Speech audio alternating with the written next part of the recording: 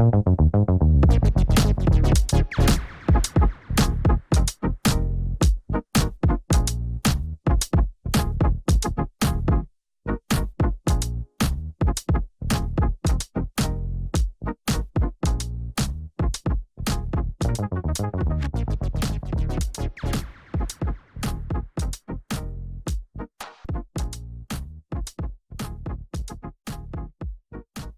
Satrio, Yeah. we're going to have a lot of interesting and very experienced panelists for today. And firstly, I think I want to introduce everyone to Sharon. Sharon is our head of talent assessment in National. We also have friends from Bintangnya, Mbak Nelly, Mhm, and also Jiris. mhm. And also Hi we have, everyone. hi everyone, say hi Hi. everyone. Hey everyone.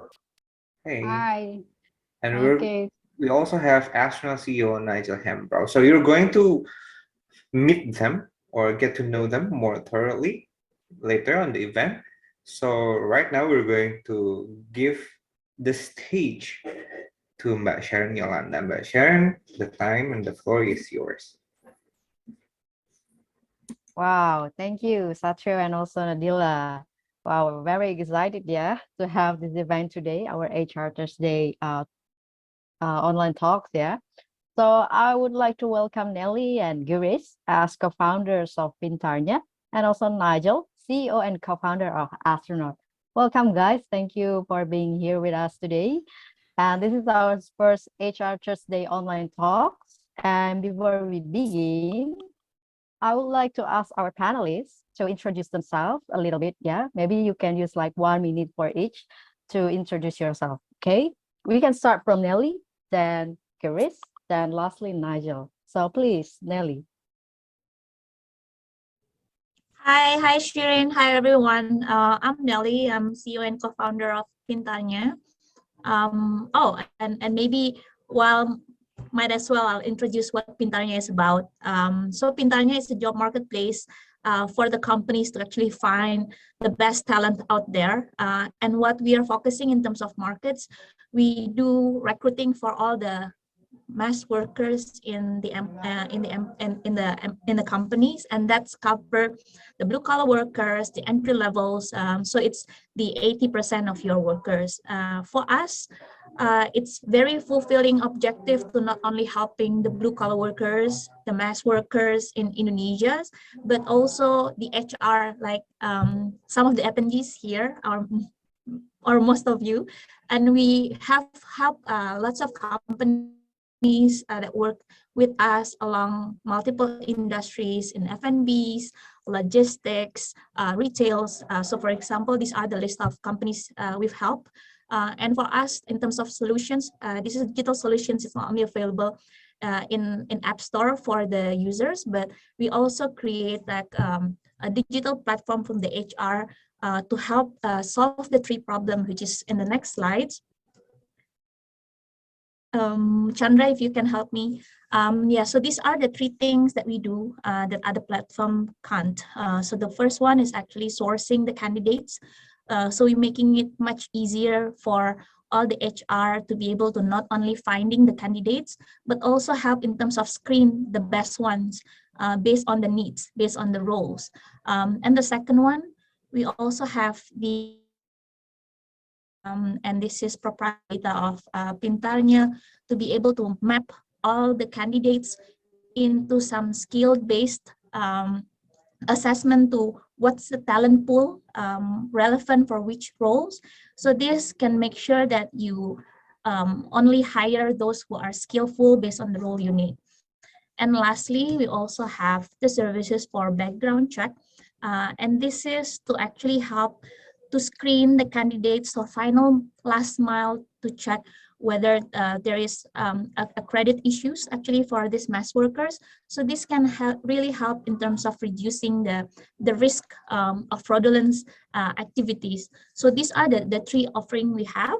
And along with me, I have my co-founder, Girish. Why don't you start also introducing yourself, Gir? Thanks, Nell. Hi, I'm Girish. I am Nelly's co-founder and partner in crime. We started Pintarnia earlier this year. The ambition that we really had when we were building Pintarnia is how do we have an impact that's at a scale that's magnanimous for our country.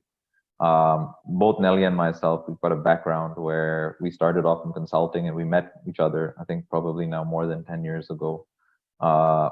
Nelly's background after that, she was a senior leader at Traveloka, where she led the accommodation and hotels vertical. And I went off to go work in private equity in a firm called KKR.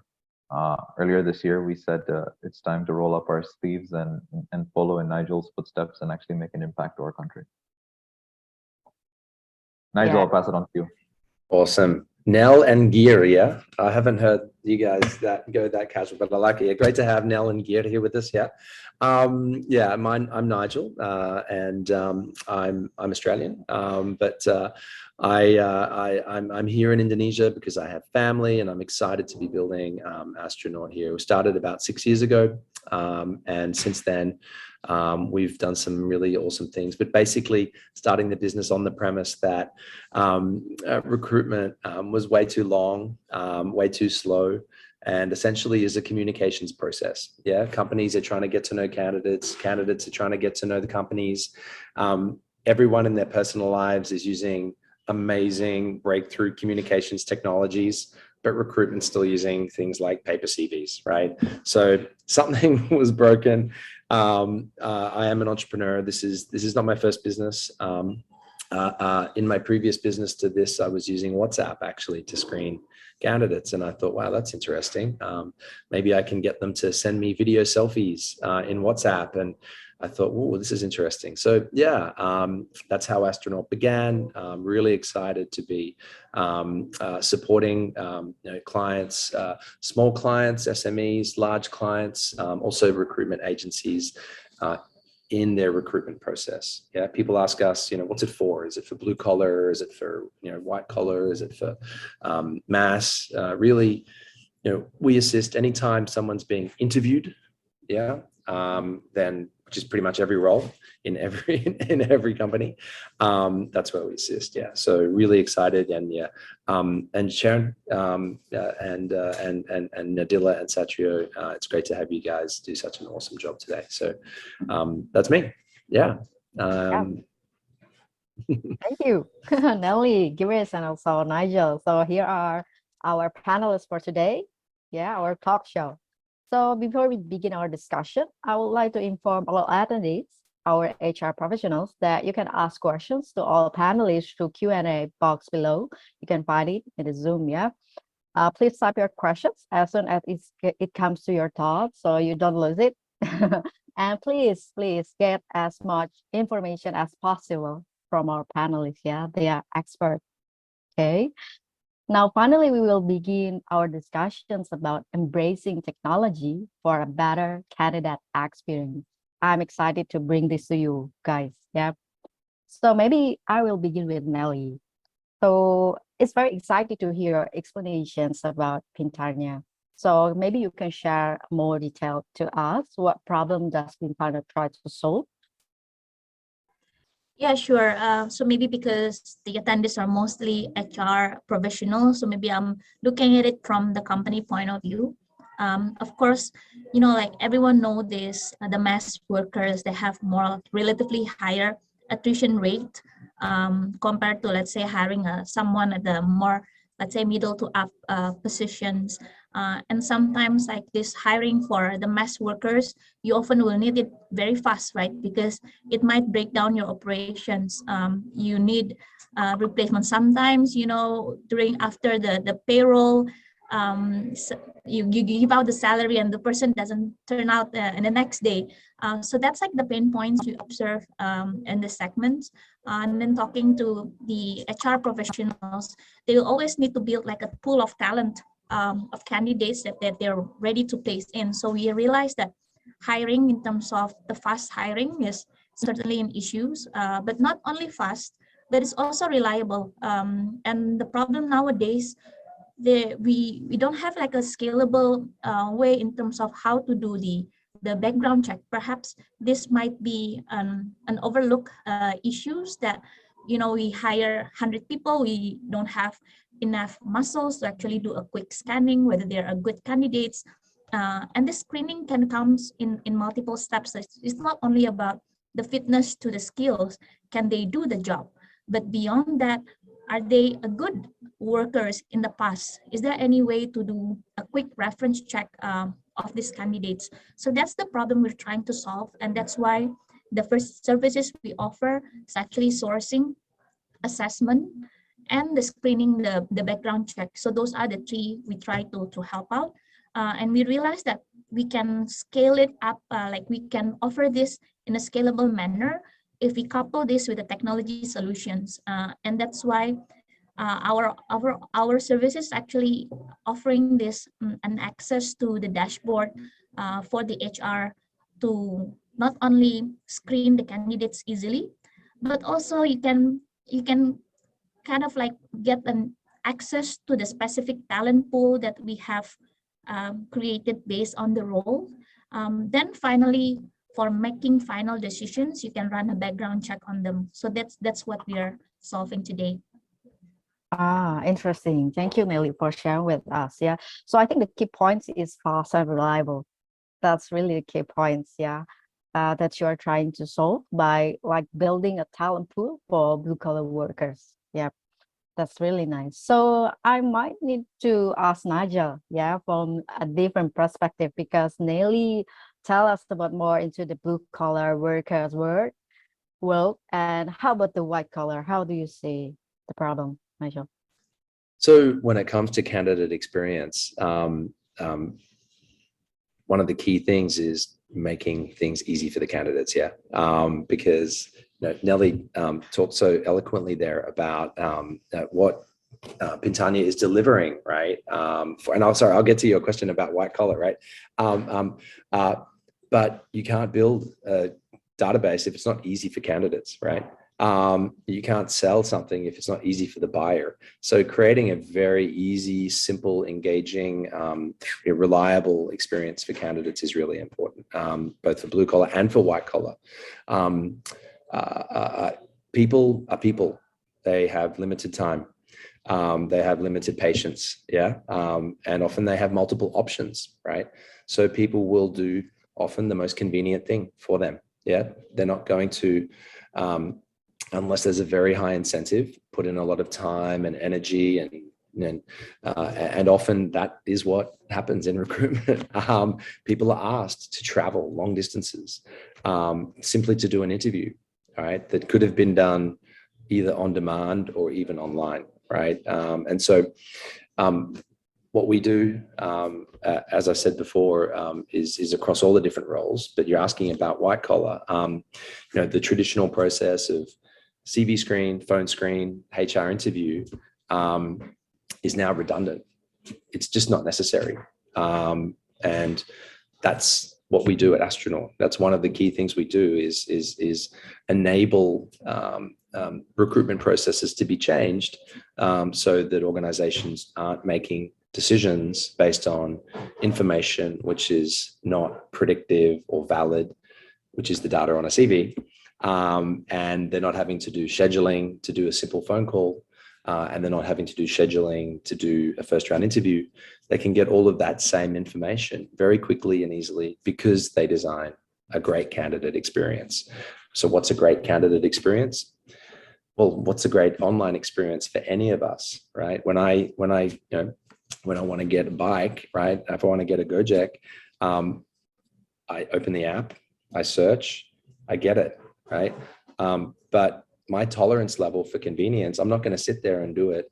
If Grab takes me 1 minute and Gojek takes me 10 minutes, of course, where am I going to go, right? So it's got to be mobile. It's got to be trusted. The data that you're asking the candidate to provide is data that you're going to make a decision on, right? Because that's what recruitment really is. It's collecting data, either through interviews or online forms or CVs. And there's different types of data. There's validated data, there's unvalidated data, but it's really about collecting that data in a convenient way, right? And that data comes from the candidate experience, and then having to make decisions fast with that data as well. So that's the mindset that we've always had. how can we help candidates give that useful data? And you know, what Nellie's saying there about employment history is very real. That's still really valued. The way that we see the next 2, 3, 4, 5, 10 years is there's going to be a lot more rich skills data, and that's also what Pintanya is doing a great job in with their IP, because that data is going to get richer as it's easier to collect, it's easier to compute, and then you're talking about what can people actually do, right? Not what did they do before, right? Let's actually test them and see what they can do. Yeah. So, but back to white collar, we actually don't think like that. We don't think blue collar, white collar. We think hiring manager, candidate. How can we help those people? Yeah, because there's a lot of people currently in between hiring managers and candidates, and they're not adding value. Yeah, there's too many people in the way, right? So how can we help make that connection a valuable one and a fast one? Yeah.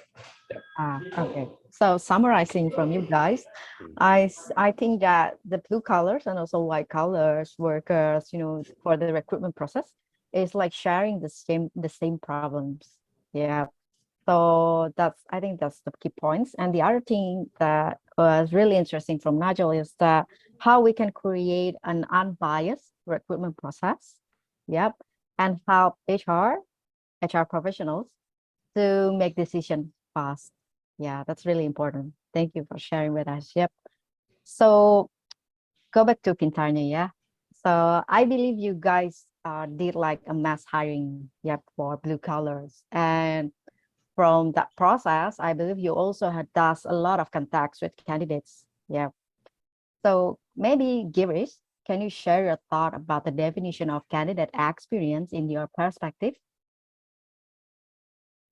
Absolutely. For the sake of being controversial, I'm also going to disagree with Nigel. I think what what we learned and what really stood out for us is the white collar experience is actually very distinct to the blue collar experience, right? You're going to hear blue collar workers, the most common phrase that they will say is "nggak dapat panggilan." I tried, I applied, I just didn't even get, I didn't even get called for the interview. And if you think about the rationale behind that, it's actually because platforms like ourselves, when we started, essentially looked to simplify the experience such that the barrier to entry for an applicant to apply was very low. And essentially that's what's that's what's contributed to the friction on the employer side. I put a job post up, I'm going to get 200 applicants within, and we'll speak about our competitors. I'm going to get probably more than 200 applicants within 24 hours. The issue is actually sifting through those CVs and saying who's capable and who's relevant. Part of that is actually solved by adding friction on the job seeker side. And the value of that friction is it actually helps you determine someone's motivation. Most of the times when we deal with employers from the blue collar side, they're probably, I would say, 50% interested in skill and experience. The other 50% is actually interested in motivation. The word that we continue to hear is niat kerja nggak? And for us, that's actually a massive value of an assessment, by the way, which is something as simple as, did the person complete the assessment? Let's put aside score for a second. Did they actually complete the assessment? That actually tells you a lot for a blue collar worker. And that's obviously a very different bar when you're talking about a white collar worker, where it's, I actually want to see, do they have the specific skills to do the job? For a blue collar worker, most of the times, even for a generalist job, let's say I'm working as a waiter, every company, every restaurant for that matter, has its own SOP. And the first thing they're going to do in the first week or two is train you. So as long as you're motivated, niat kerja, that actually matters more, is what we've learned. From the candidate experience, look, the way it is for us, we try to make it as quick as possible for the candidate to onboard themselves. But the friction that we need is for us to be able to understand what jobs are relevant for them. Because the worst experience is when you apply for a job and you get auto-rejected. And with blue-collar workers, I want to apply for as many jobs as possible because it increases the chance for me to actually get the interview. Frankly, our hypothesis from the data that we see suggests that they're probably reading the job description only after getting the interview, not prior to applying. So what that means is we want to provide an experience where that behavior is not going to change. You want to apply for many jobs possible. Frankly, I'd do the same if I was looking for a job. What we can do to improve it is to make sure that the jobs that you apply for are relevant. Relevant both from it's near your vicinity, near your geography, suitable from age, gender, whatever it is. But at the same time, you actually have the skills and the experience, if needed, to make sure you're suitable for it. Post that, and this depends on employers, we put candidates through a more long form assessment. That's something that we work using the Astronaut platform on. And then for a subset of our employers, because they, again, are checking for motivation and integrity, they also put the candidates through background checks. And the background checks, today, the core background check that we do is a credit assessment. You know, the question I keep getting is, why are you guys doing a credit assessment if you're a job search platform? The number of employers, they have not just backtested their data on new hires, but they have backtested their data on the entire employee base working, including people that they have fired. The correlation between bad credit and folks who will have issues relating to integrity at work is very high. I mean, just simply put, if I have a debt collector chasing me, it's very tough for me to go and concentrate at work. And many times you'll see the debt collector go and, you know, call your boss or whatnot. So that's how we think about the candidate experience. It's trying to make it as tailored as possible, but not as frictionless as possible. That creates friction for the employers. Okay. Thank you, Girish, for sharing with us. So I think it's very interesting here to see that you are trying to, like scope the candidate experience as something that you can do as fast as possible for the candidates, right? So is it for all of the touch points of the candidates, maybe from the beginning to the end, or maybe other things? Maybe you can share with us. How is the touch points between the employers and also the candidates? Yeah, sure. Look, in terms of the touch point, we try to make everything mobile, right? The candidates apply online, they register online. The actual source of initial acquisition, that's quite distributed. And a lot of candidates actually don't start with an online experience. They start with an offline experience. They start with a social experience, but then we take them to our platform, be it on web or app. The entire experience post that, including doing the assessments, is all online. That gets us to the point of essentially saying you have a qualified, verified talent. From there, it's an offline experience directly with the employer. To be frank, you know, what we're seeing in the white collar world with respect to inclination to interview online, the assessment blue collar employers are willing to do it online. The actual interviews they want to do offline. Again, it's less about the quality of the interview. It's about, were you motivated enough to show up? Okay. That's interesting. Yeah. You like stress out a lot about the motivations, right? Because it's really important for blue collars. Maybe because like the competition is also fierce, right? Like like the things that we saw like a few weeks ago, that there's a TikTok video where the blue collar worker for waiters, I guess, Yeah, for a restaurant, they're lineup. trying to apply, and also make like a crowd. We think that's a demo, but it's not. Yeah, they are trying to apply offline. To be honest, with blue collar workers, it's all about behavior, because actually Okay. the number one issue is interview show up rate. Got it. Thank you so much, Girish. Maybe you can share a bit more. Why is the candidate experience is really important for Pintanya and also for employers, and how it, like impacts to the business?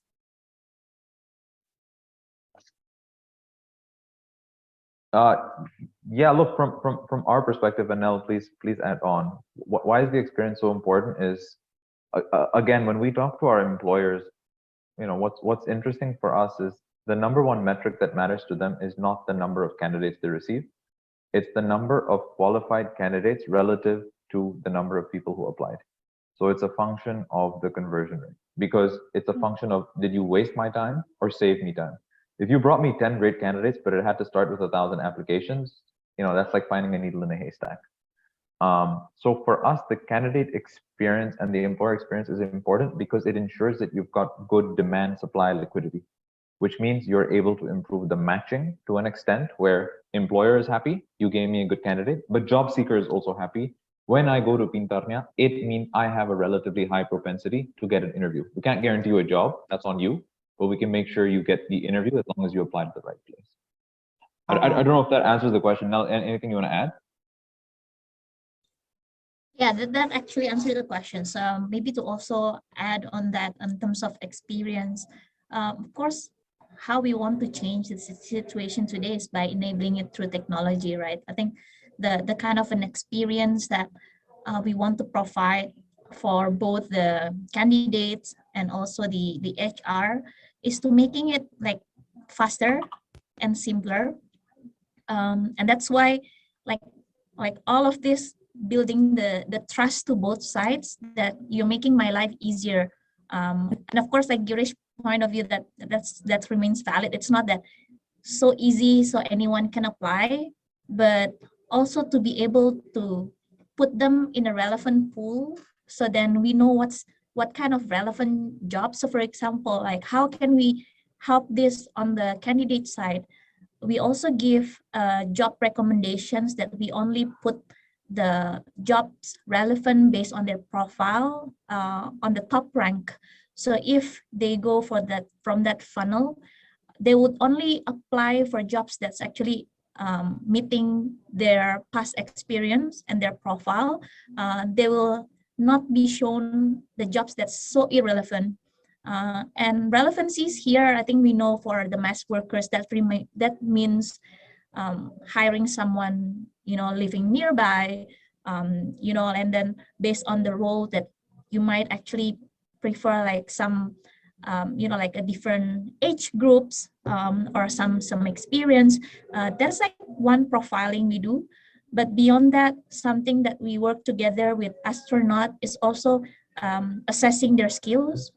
So that's why I mentioned about we have proprietary data in terms of trying to map based on multiple skill sets, what roles would be relevant for them. So when we're making it faster, faster experience from the HR side, it's also starting from creating the job itself. Once you create the role, you can possibly check out like how many candidates who actually meeting that like specific talent pool from that role. It's something that now we have the technology, but we usually like serve it with our team as well to help assisting in terms of reaching out to the talent pool. Okay, thank you, Girish, and also Nelly. So maybe can we summarize this like for example, by making like a good or great candidate experience, that we can boost their motivations, yep, during the recruitment process, then it will help employers to get like a good demand supply liquidity. And also it also helps them to get, to fulfill their needs for manpower as soon as possible, which is relates directly to the productivity of the company, right? So maybe that's, yeah, I can summarize it like that. So maybe I need to go back a bit to Nigel and get your opinion about candidate experience. You already shared a bit about your thought around what is candidate experience, but how does astronauts see candidate experience and why is it important? How it relates to business? Yeah, well, if you look at designing an experience, right? So you think like a designer. That's where I kind of start with it, and how we like to do it at Astronaut. You think all of the touch points, right? What is an experience, right? There's experiences everywhere. We experience everything every day. It's just a matter of, does the experience that we have, did someone design that, or did it just happen, right? Like walking down a footpath is an experience, right? What kind of experience is that? Depends on who designed the footpath, right? And how wide is it? Is it stable? All sorts of different things, right? So we come from the perspective when I think about candidate experience is all the touch points. Yeah. What happens first? Then what happens next? Then what happens next? What are the options? Yeah. How easy can it be? How quick can it be? Is it reliable? Is it universal? What happens if the internet cuts out, right? What happens if my phone runs out of power? all these different things really matter. And so when we think about candidate experience, that's what we're thinking about. And then we think about what are the resources that are available in the world of technology, and also just creatively in design. How can we package those together to make something that is just simple, easy, and meets the expectations of as many people as possible? Yeah, I don't disagree with what Girish is saying. Yeah, at all. So no controversy there. What's the fun with that, Nigel? Yeah. Let's find something. Yeah. All right. I guess getting back to my thoughts on why I mentioned that, the liquidity issue is important, right? Very typical, as a lot of the attendees would be aware. Recruitment can be thought of as a funnel. Right? Yeah, a bit like a sales funnel for those people that have worked in sales and marketing, right? The wider it is, the more candidates come in. Yeah. But as Girish points out, the wider it is, the scarier it can be for people who are trying to assess who are the right candidates, right? But obviously technology is now able to deliver that, both in terms of content delivery, like a delivery platform, and also the IP of what questions are you asking, what data are you collecting, right? Frictions are good. It's a good thing to talk about. And the way that the Astronaut platform enables different types of experiences to be created, as I was talking about before, is we have different tools. You can, in our platform, we don't force you to have 2 questions or 1 question. We had a client that had 55 video questions in one experience, right? And that worked for them. Surprising, worked for them, right? But that was the experience that they wanted to create, right? So we have the tools and the features so that our clients, our partners can create the different experiences that are important for their use case, right? So their use case might be blue collar. They might want to have some friction, right? They might want it to be super fast. It just depends. We have the features to mix and match in different ways, depending on their needs. Yeah. And so I guess just in summary, there's kind of 2 parts there. You're asking me, what do we think about what is the candidate experience? Well, it's whatever the candidate experiences, right? That's what it is, right? Think about it like that. So what did the candidate experience? What were all of the things that the candidate experienced in this process of identifying an opportunity, applying for an opportunity, then getting to the point of either interview, offer, or whatnot, right? All the way through to the end, right? And some brands, they need to make sure that experience is good, because the candidates are also their customers, right? There's a few case studies, famous ones. I think Virgin Atlantic is one from a few years ago, where they looked at the data and they actually worked out that they were losing significant revenue to their business because of their candidate experience. There were some people that really got turned off, and they said, I'm never going to be a customer of that brand again because they put me through a horrible recruitment experience, right?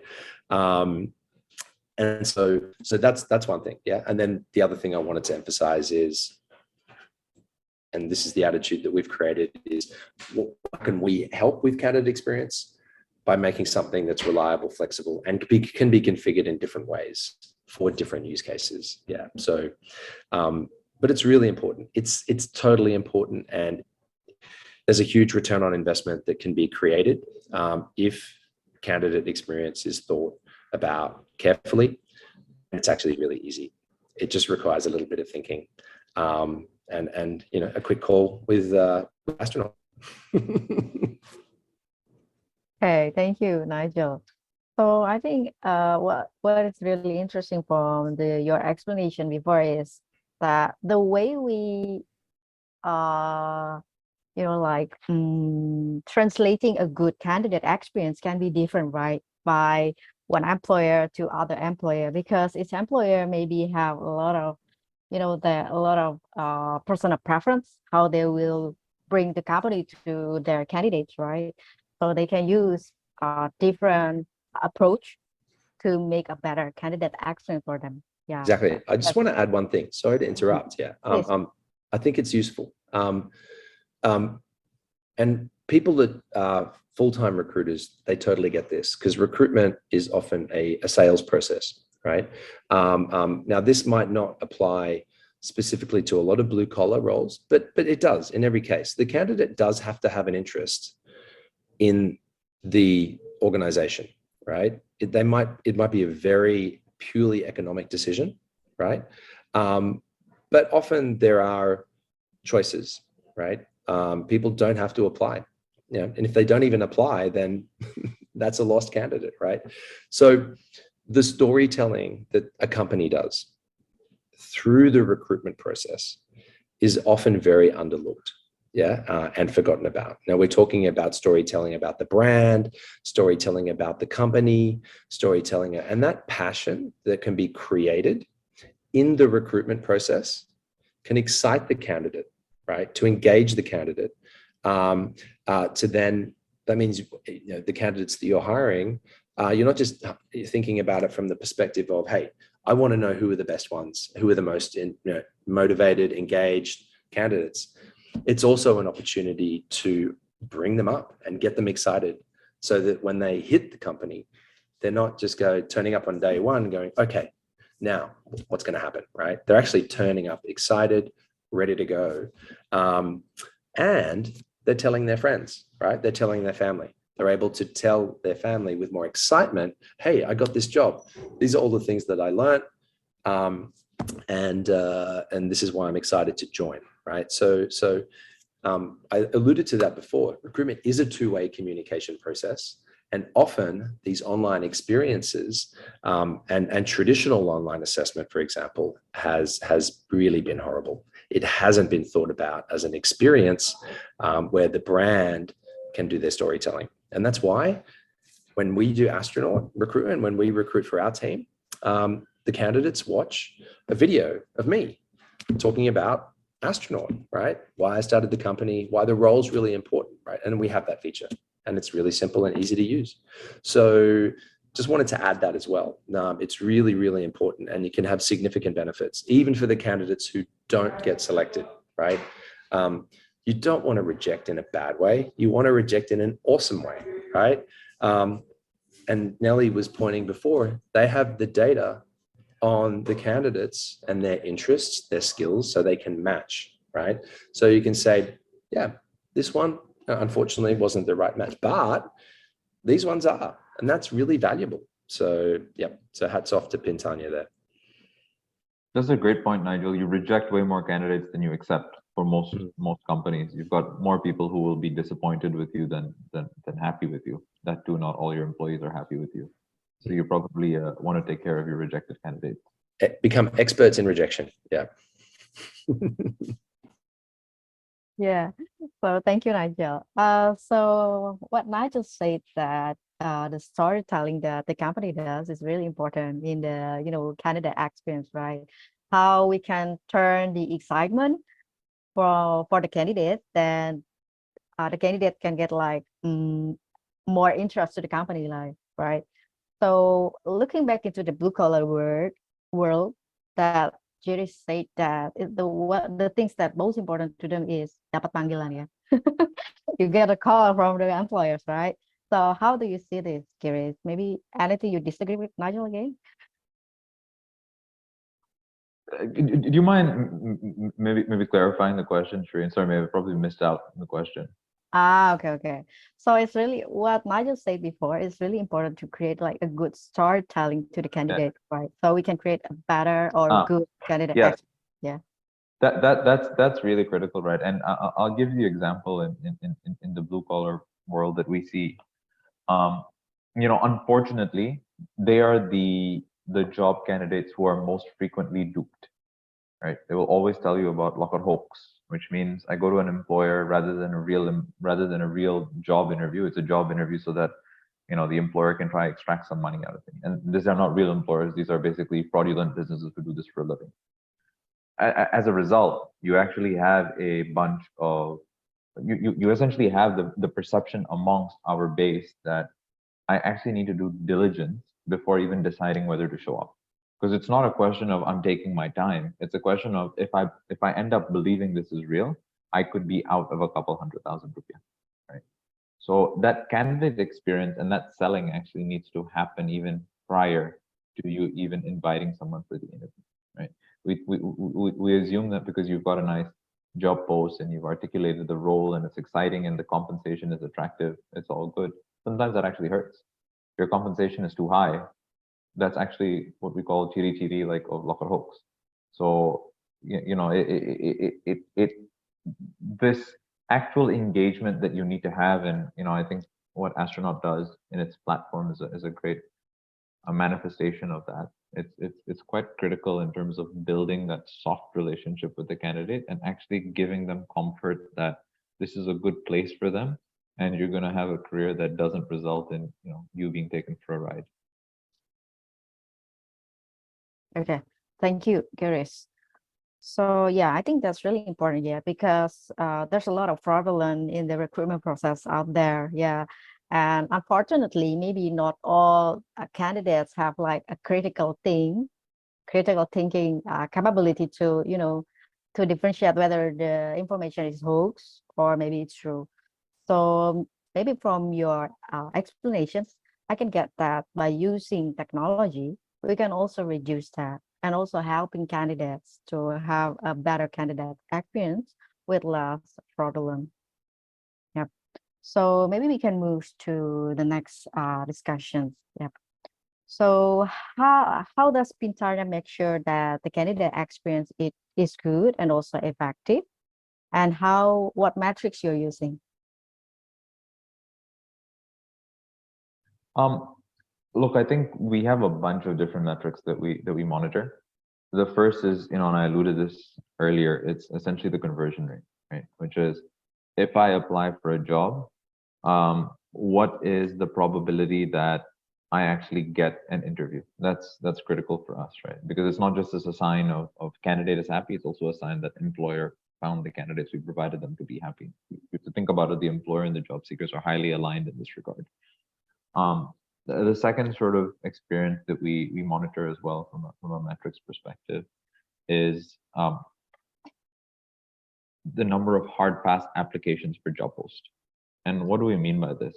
Hard pass means that you actually have the capabilities to apply for that job.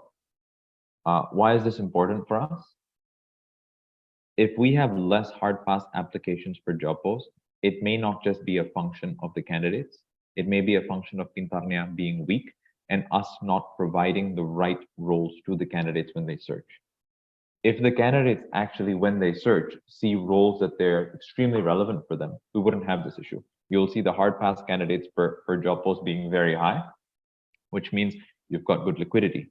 If it's low relative to the number of applications per job post, so let's say I've got 10 applications per job post, but only 3 hard pass applications, that means there was 70% friction where we didn't provide enough liquidity from a job post perspective to the candidates for them to say, great, these were jobs that were for me. Rather, what happened was they had to start looking to a next layer of depth to find jobs that were not relevant for them.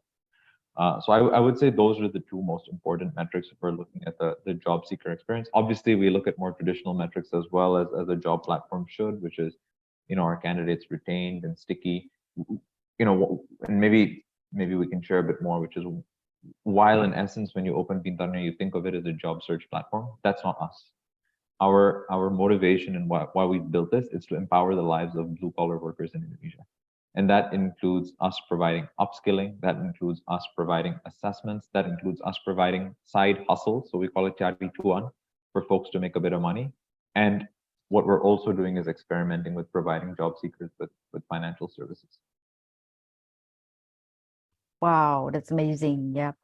So it's great to have clear metrics that, like you said before, but making it better from time to time is also important, right? So Nelly, maybe you can share with us, how do you think technology can help Pintarnya make a better candidate experience and which metrics are going better?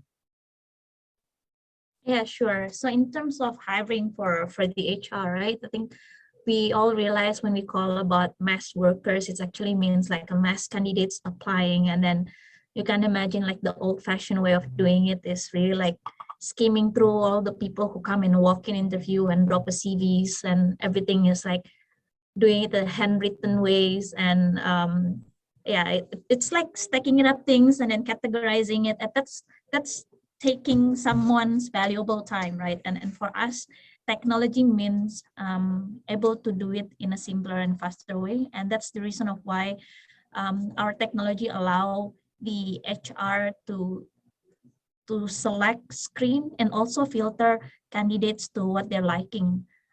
Because it's not only we communicate to the job seekers or candidate that these are the minimum hard requirements, but if there are some qualifying questions, we ask them upfront during the application process. Because some certain jobs might require a few things, like for example, do you have a motorbike for you to be a courier, or do you have like this driving license, or do you have a mobile phone with a certain specs.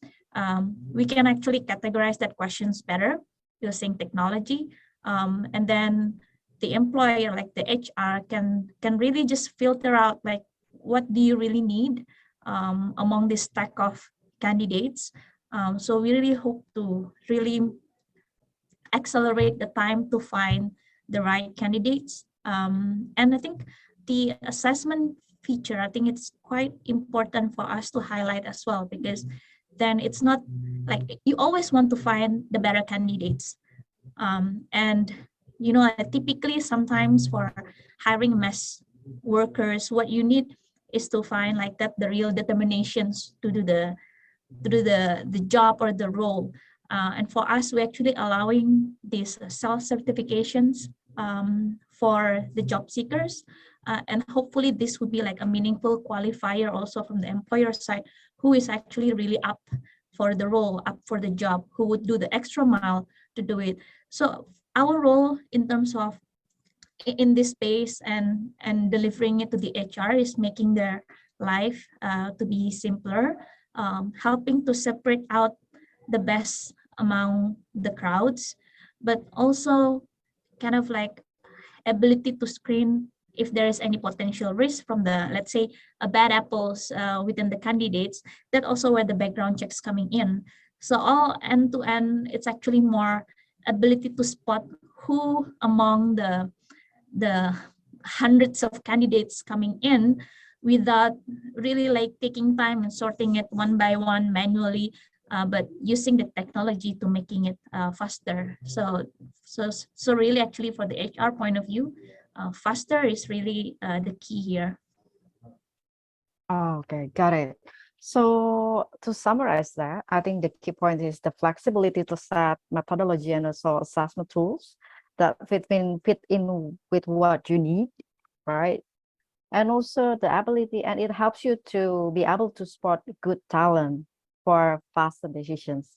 Yeah, for HR. Yeah, that's really important. And does it help with your metrics?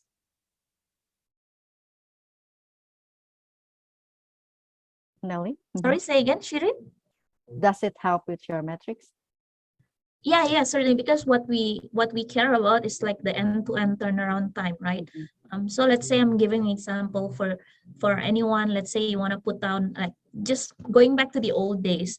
How do you hire people? Perhaps you went to Compass or like any newspaper. For you need to be able to contact the publisher, and then you will like type in like the ads, and they will tell you this is the maximum characters, you know, and so forth. That's like the old ways. Or maybe even the most recent days, you'll try to find out who are the social media platform like in Telegram, in Instagram, and then you ask for the quotations and all. And then after that, you put on these other requirements. And then once you come in, there will be like lots of applicants, but then you would need to sort them like one by one. So certainly, I think for us, giving this like accessible platform by any HR, where you can actually screen that effectively, like faster, that's we believe we really shorten the turnaround time for the employer.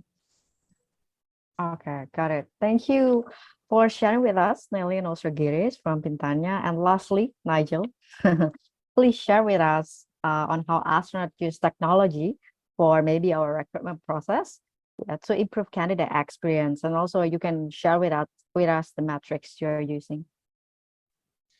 Yeah, thanks, Sharon. Uh, I think back to what I was saying earlier about the storytelling and some recruitment that we did just recently for our internal team. Yeah, where actually Sharon and I were the hiring managers. Yeah, and that's not our core job, right? I'm the CEO, but I'm also the head of recruitment at Astronaut, right?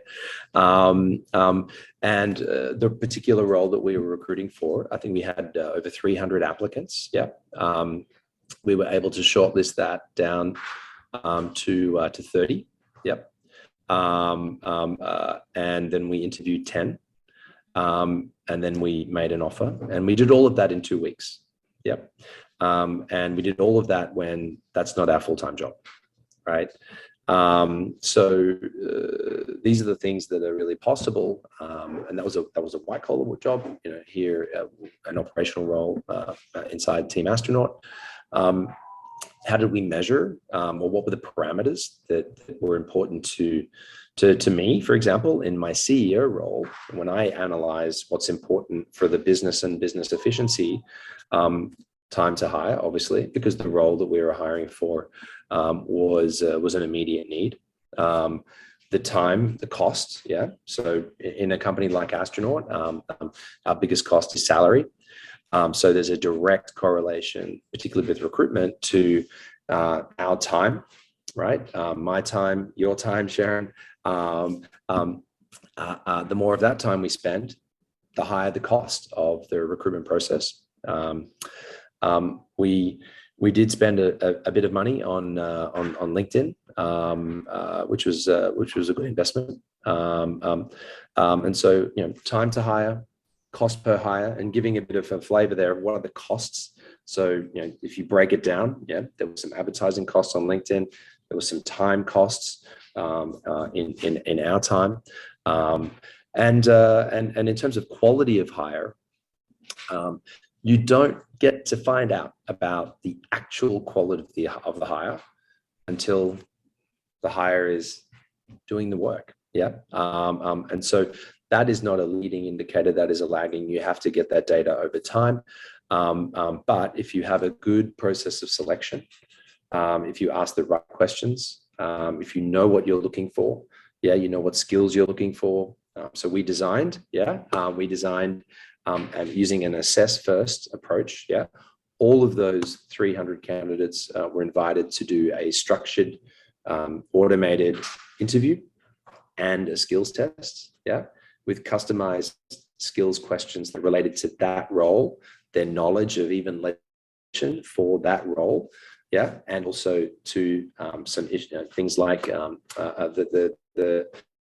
the theories associated with that role. So it's a white collar screening process with an automated interview and a skills tests, which we made specifically for that. So again, a bit of time that went into designing that test, but pretty quickly. Yeah. And that led us to recruit for that role within 2 weeks. And that's how we recommend clients think about it. Break it down, look at the different pieces, and then it's before and after. And that's how you determine, is there a return on investment? The investment being investing in a new process, and the return being better, faster, cheaper, right? But you need the data to be able to prove that, to then determine the return on investment. Yeah. So yeah, there's lots of stories about that. That's what we do. Oh, thank you, Nigel, for sharing with us. Then we will begin our Q&A sessions. There's a lot of questions here from the participants. Yeah, maybe I need to choose one first. Yeah. So maybe this is maybe Nelly or Giris or Nigel can answer this. Yeah. The question is, do you have any tips on how to convince sub leaders to start using digital initiatives? Yeah, maybe because the top leaders can be like the barrier, like to implement new things, new technology in HR. Maybe we can begin from Nelly. Is it okay for Nelly with you? Sure. I think it's quite common. Yeah, any business leaders typically making decisions based on what's the benefits versus the cost. So if you want to implement like any digital solutions and all, it should really clearly drive values to what's they doing.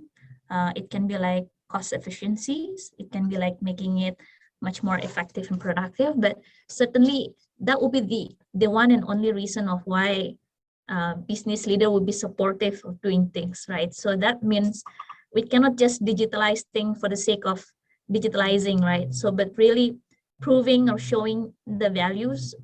So I'm giving, for example, if it's like for recruiting, like what's the real value add of doing it digitally? Then what would be like the comparison of doing it manually? Like, is this bearable just done by, like one HR admin person, for example? It can be, but as you scale, you might actually need more than that, and probably then technology will be like the more relevant solution. So I think it is really more hearing what's the right pain points, and not all pain points can be solved digitally. And that's why, back to maybe Nigel's point about telling the reasons, the story about like why this is a better way of doing things. Then yeah, that's my 2 cents, Shirin. Thank you, Nelly. Maybe Grace or Nigel would like to add something. Yeah, happy to go. Look, I think at the end of the day, most businesses will look at HR as a cost center. I frankly know that's how we look at our business as well. So the reality is you need to be able to prove a return on investment. It's very tough to say the return on investment comes from able to find better talent, because that's very qualitative. If you start using metrics like, it'll be lower attrition rate, it's also very tough to prove that out. It takes time. I think if, you're able to focus on the key metrics like cost per hire being lower, that just makes it a business decision for a senior leader as opposed to one around experience. So, I think a lot of the discussion that we had today was around how do we have a better experience for candidates and whatnot. I don't believe those are the same arguments that you can use to actually instigate a digital transformation from a senior leader perspective. I think it'll actually be seen as, so you want to add more costs to the business rather than drive an ROI. Yeah, good point. Yeah. Lastly, I want to add to that. Yeah. And because it's been very interesting. This is a question that relates very much to what we do, right? And you're talking about convincing business leaders. Yeah. There's a spectrum of different types of business leaders. Yeah. I wouldn't even worry about convincing some of them. The best ones to convince are the ones that have already convinced themselves. Yeah. But then you've got, all of those in the middle, right? And I think what Girish, for example, was alluding to, and also Nelly, often you can break it down and it's a very rational decision, right? If you look at the numbers, from an economic perspective, there's things are costs and there's revenues, right? The CFOs and finance are very good at breaking down an entire business into numbers, right? And often that's what happens in a business at the end of the year or the end of the month. There's a bunch of numbers that explains what's happening in the business from a financial perspective, right? If it's a good business, the numbers look good. If it's a bad business, the numbers look bad. But it's the activities that happen in the business that lead to, are the numbers going to look good? Are they going to look bad? And so one of the key things I think that we've seen as we've worked with clients is a bit of fear, actually, that implementing technology is complicated, that it's expensive, that it's hard to do. And some technology is like that, actually. Yeah, and that's why in many cases there is that fear. But we've taken a different approach at Astronaut. We've learned from that. And we've thought about how can we make it really, really easy to get started small. Yep. So starting small makes it easier. No long-term commitment. Yeah. Free trial often, or paid pilot. And and not thinking about the future, right? Thinking about the now, thinking about what do we want to test, a little experiment, can we improve? Some other people call this an agile mindset, but it's really about making it fun, making it approachable, and making it actually look pretty easy. Some clients need a bit of handholding, and we're happy to provide that. Other clients are just tell us how to use it, and we'll get on with it. Yeah. And so that approach, I think, is really, really important. Yeah. Some big investments like a HRIS is that's a year-long process for a lot of large organizations in making that decision and then rolling out a HRIS. And so when we talk to customers about Astronaut, we have to go, wait, we're not like that. Just to be clear, you can get started with us tomorrow if you want, right? It's very easy. So that's really important. I just wanted to add that when you're talking to business leaders, it's not just about, the return on investment. That is really important. That's a big part of it. But it's also about, you can do a hypothetical return on investment, but when it comes to execution, right, that's when it becomes, do you actually get the investment, right? And so that comes down to how easy is it. And I think one last thing then about implementation is the senior leaders need to and have confidence in the implementation, and they need to know who's going to be leading that, and it's not going to take up a lot of their time. Yeah. So I think that's an important way to think about convincing senior leaders to adopt technology so they can get the benefits. And ultimately, ambitious leaders, whether they're mid-career, early career, mid-career, you're talking about value creation in an organization, which leads to promotion, which leads to higher salaries. And so the best executives are the ones that do harness technology in the right way. Yep. Okay, so I get the insight from you guys that it's really important for us to have empathy with our top leaders, right? To understand what are their concerns, what their fears, and so on. That will help us to be able to convince them, right, in the right approach. So I think we can move to the next question, which will be our last questions because we have limited time. Yeah, it's unfortunate. But the question is, when transitioning to an HR technology, what should a company or organization should consider? Yeah, maybe this time we can begin from astronaut, Nigel. Yeah, it's very much related to the last question, I think. Yeah, it's about, first of all, understanding what's the problem.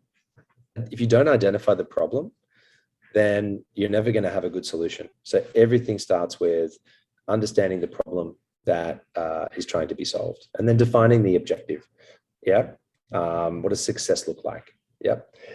Starting with that. So at Astronaut, one of our company values is set objective, move fast. Yeah. So set the objective, and then you can do options analysis. You can develop a couple of options, and this is just design. Piece of paper, Excel spreadsheet, a couple of meetings, develop some options, do some modeling, which one's costly, how long does it take, etc. And then ultimately make a decision. And then implement. Yeah. But also assign responsibility, make it somebody's KPI, right? Make someone, if you don't make it someone's, KPI, the success of the implementation, if that's the success is not one person's, it can't be shared. It doesn't work like that, right? Yeah. One person needs to be in charge of the success or not. That's what we would recommend in terms of, making it happen. Yep. Yep. Thank you, Nigel. Maybe from Pintarnya, Nelly or Girish? Girish. Okay, Girish, please. Look, I think with technology, it's if people always tell you that when you make a change, there's people, process, technology. Technology is the easiest one to adopt. Where this all breaks down is people and process, right? And many a times you've got these interesting pitches that you will hear even folks like Pintarnia come and share, we've got the best technology and the best matching solution and the best this and that. If you don't have the diligence internally to say that, hey, I'm going to actually dedicate a person against this and integrate this into my process, don't waste the time with the technology. And in fact, my suggestion is always start with the people and processes, put in the technology later, because otherwise you use technology as a crutch and you adopt technology over your broken processes. Fix the processes first, dedicate people, and then adopt the technology. I think you'll end up with a much better outcome.